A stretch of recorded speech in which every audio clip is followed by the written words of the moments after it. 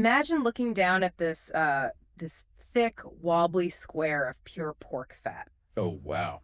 Okay. Right. It's shining with this dark, rich sauce, and your brain instantly tells you like this is going to be incredibly heavy. Naturally, you expected to just coat your mouth in thick oil. Exactly. You take a bite fully expecting that, but instead it vanishes. It just disappears. Yeah. It dissolves like snow on a warm street, and it leaves behind this completely clean, elegant taste. I mean, honestly, it sounds impossible.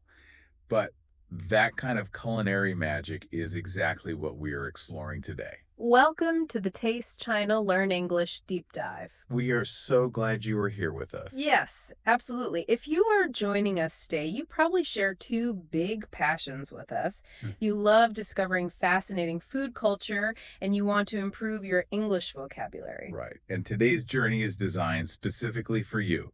We're going to explore a very um, poetic, beautiful style of Chinese cooking. And as we figure out how these chefs create such magic, we're going to learn some incredible English words to describe the experience. Because learning a language is, it's so much more effective when you can attach the words to a physical sensation. Definitely. Something you can see or smell or taste. We are not going to just read dictionary definitions to you today. No, not at all. We are going to explore the mechanics behind these words. Yeah. And our destination for this is Zhejiang province. Right, which is located in eastern China. For anyone listening who has never traveled there, Zhejiang is a place defined by water. Yeah, it is famously called the land of rivers and lakes, It really is. And the cultural heart of the province is the city of Hangzhou. which sits right on the edge of the legendary West Lake.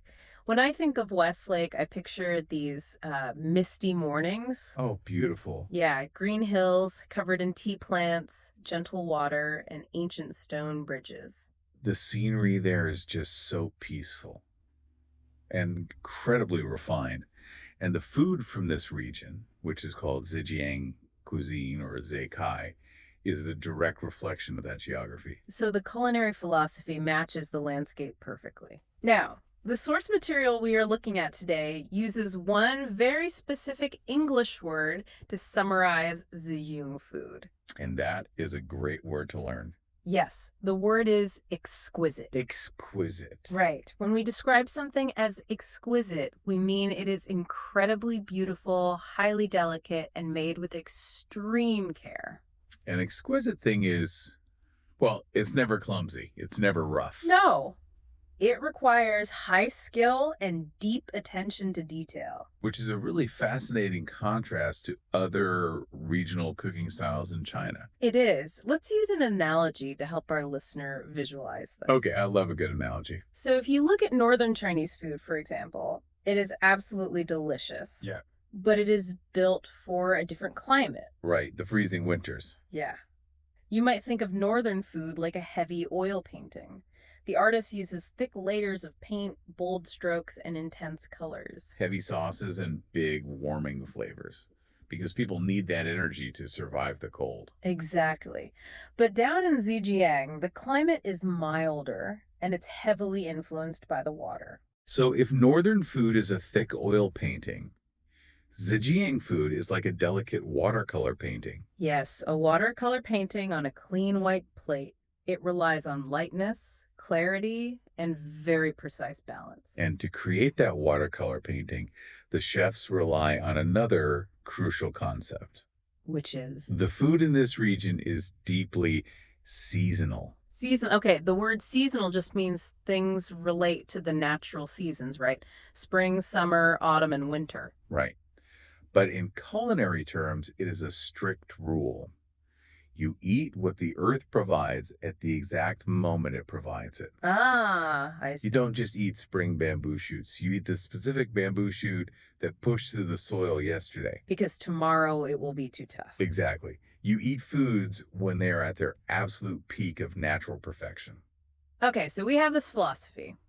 Food should be exquisite, like a watercolor painting, and fiercely seasonal. Yes. But philosophy is just an idea until you put it on a plate. Hmm.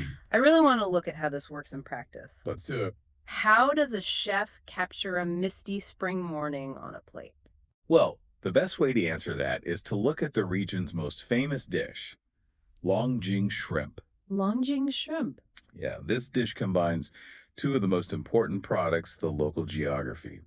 First, you have tiny, pearl white river shrimp, Caught fresh from the local waters, obviously. of course. And second, you have Longjing tea, which is also known as dragon well tea. Oh, right. These are premium green tea leaves grown right on the hills surrounding Westlake. Exactly. Putting tea directly into a food dish is fascinating to me. It's quite unique, isn't it? Yeah, normally we just drink a cup of tea alongside our meal, to wash the food down. But here, the tea leaves are actually mixed right into the shrimp. Wow. And this introduces a fantastic vocabulary word for the listener, the word subtle. Subtle. The tea flavor in this dish is very subtle. Subtle is such a great word. It means something is not loud, not strong, and not immediately obvious. It is a very gentle hint. Right. If a flavor is subtle, it doesn't punch you in the face. It whispers to you. I love that. It whispers. The shrimp possess a subtle fragrance of the green tea. It is carefully controlled. So how does it actually taste? Well, when you take a bite, you taste the pure sweet flavor of the river shrimp first. Okay. Then, right at the end, there is a gentle, lingering breath of green tea. That requires incredible precision from the chef, Mhm. right? To make sure the tea doesn't overpower the delicate shrimp. Oh, absolutely. And then there is the texture. The source material describes the physical feeling of this dish in the mouth with the word velvety. That is the perfect descriptive word. So when you hear the word velvety, you should think of the fabric, velvet. Right, like a king or queen would wear. Yes, it is a thick woven cloth. If you slide your hand across velvet, there's no friction at all. It is perfectly smooth, soft, and luxurious. So describing food as velvety means it glides across your tongue with that same completely smooth sensation. Exactly. But wait, I have a mechanical question about this. Okay, go ahead. When I think of really fresh shrimp, I expect a specific texture. I expect a snap or like a firm crunch when I bite into it. Right, the natural texture of seafood. Yeah. So if these shrimp are velvety on the outside and they're cooked with tea leaves, how do the chefs prevent the whole dish from just becoming soggy? Ah, good question. Because soggy means wet and soft in an unpleasant, ruined way, like leaving cereal and milk for too long. Right, nobody wants soggy shrimp. It comes down to a very specific high-level cooking technique. Okay. The chefs don't just boil the shrimp in a pot of hot tea. If they did that, you were right. The shrimp would become soggy and tough. So what do they do? Instead, they use a technique often called velveting. They take the raw, delicate shrimp and give them a very thin coating of egg white and starch. Oh, almost like a little protective jacket? Precisely, a Yeah. jacket. Then they cook the shrimp in oil, but at a remarkably low temperature, and only for a few seconds. Wow, just a few seconds. Yeah, this low temperature oil cooks the egg white and starch coating, turning it into that smooth, velvety layer on the outside. But the heat doesn't go all the way through. Right. The heat barely reaches the inside of the shrimp, so the interior retains its natural, fresh snap. That is brilliant. And finally, the pre-soaked tea leaves are tossed in for just a second. So you get the smooth velvet outside, the firm snap inside, and the subtle tea fragrance, all in one bite. That truly is a watercolor painting of a dish. It sounds completely elegant. It really is. But this brings up a culinary problem for me. What's that? Well, we have spent all this time talking about delicate spring shrimp, clear water, and subtle flavors. But winter does happen in Zhejiang. Yes, it gets quite cold. Right. When the mist over the lake turns freezing cold, people naturally crave heavy, warming food. Of course they do. So does a delicate, exquisite cuisine just abandon its philosophy when people want to eat rich meat? Not at all. That's the best part. They apply the exact same philosophy to heavy ingredients, transforming them into something elegant. Oh, wow. And this leads us to the dish you mentioned at the very beginning of the show, Dong Po pork. Ah, yes. I love the history behind this one. The name of the dish comes from a real person, right? It does. Su Dongpo, he was a famous poet, scholar, and government official during the Song Dynasty. So nearly 1,000 years ago. Yeah, he lived in Hangzhou and actually oversaw major engineering projects on Westlake. He was a brilliant man. And legend says he developed the specific method for cooking pork belly to share with the workers who were building the water projects. That's the story, and it's a brilliant recipe. So, for the listener, pork belly is the cut of meat from the underside of the pig. It is constructed in thick layers. Right. A layer of meat, a layer of pure fat, a layer of meat, and so on. Now, to describe the physical texture of this fat after it is cooked, we use the word gelatinous. Gelatinous. It is a highly specific texture, Yes, it comes from the word gelatin, which is the main ingredient in jelly. like a fruit jelly dessert. Exactly. If a food is gelatinous, it holds its shape, but it is not solid or hard. It wobbles. It wobbles. If you place a square of dongpo pork on a plate and gently tap the table, the entire piece of meat will wiggle and shake. It really does. That physical wobble is what we mean by gelatinous. And that gelatinous texture is what makes the pork melt in your mouth tender. Melt in your mouth. Yes. When we say something melts in your mouth, we mean it requires almost zero chewing. You just close your mouth and it's gone. Exactly. The structure of the food simply dissolves on your tongue, turning from a solid into a rich liquid from the warmth of your mouth alone. Okay, but this brings me back to the mystery from the start of the show. The dissolving fat. Yeah. We are talking about a wiggling gelatinous square of pork fat. It melts in your mouth. But the source material is very clear about one thing. What's that? A properly cooked dongpo pork is never greasy. Ah, right. Greasy. Greasy means food is covered in heavy, unpleasant oil that coats your throat and just makes your stomach feel bad. Like cheap fast food. Exactly. So how is it physically possible for pure pork fat to not be greasy? It is entirely about the chemistry of slow cooking. Chemistry. Okay. Time is the ingredient that changes the fat. Dongpo pork is braised. Braised, which means it is cooked in a mixture of dark soy sauce, sugar, ginger, and rice wine, right? Yes, in a savory liquid. And it is cooked incredibly slowly, often steamed in a clay pot for 3 or 4 hours. Wow. What happens to the meat during those 4 hours? Two crucial things. First, the tough connective tissue in the meat, which is called collagen, slowly breaks down and unwinds. As it unwinds, it turns into pure gelatin. This is what gives the pork that wobbly gelatinous structure. Right. But second, as it cooks for hours, the actual heavy oil inside the fat cells melts and renders out of the meat. It leaves the pork. Exactly. It goes into the cooking liquid. Oh, I see. Is it like a sponge? A sponge. Yeah, think of a kitchen sponge that you use to wash dishes, but imagine it's soaked in heavy oil. Okay, I'm imagining it. If you slowly squeeze that sponge for 3 hours, all the heavy oil drips out and washes away. What you have left is just the physical structure of the sponge.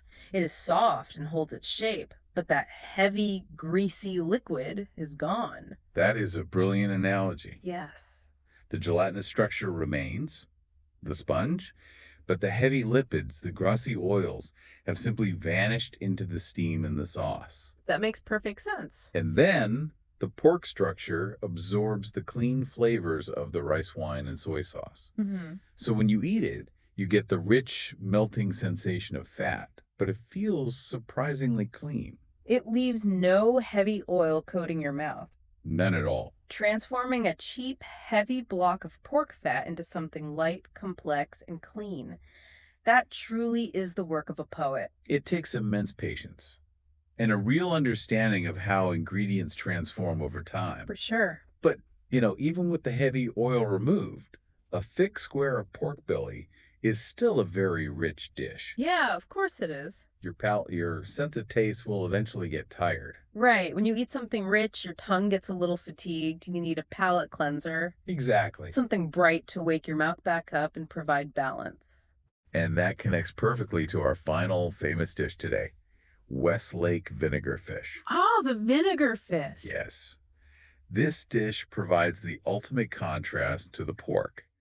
It consists of a whole, fresh river fish, usually a grass carp. Okay.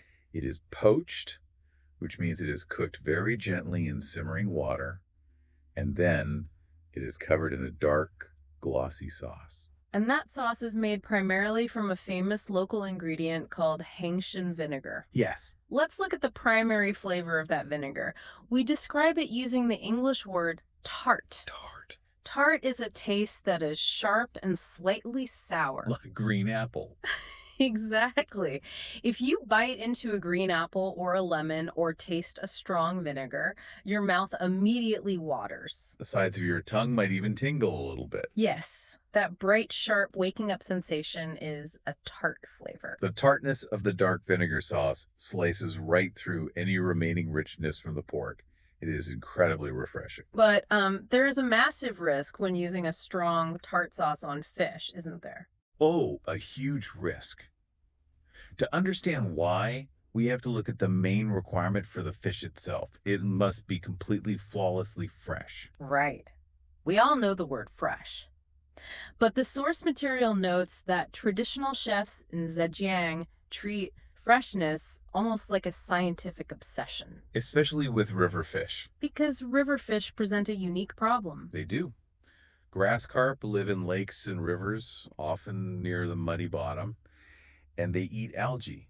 Right. This algae produces a natural compound. It's actually the same chemical compound that makes the air smell earthy and muddy after a rainstorm. Oh, wow. Yeah. And this compound gets absorbed into the muscle of the fish.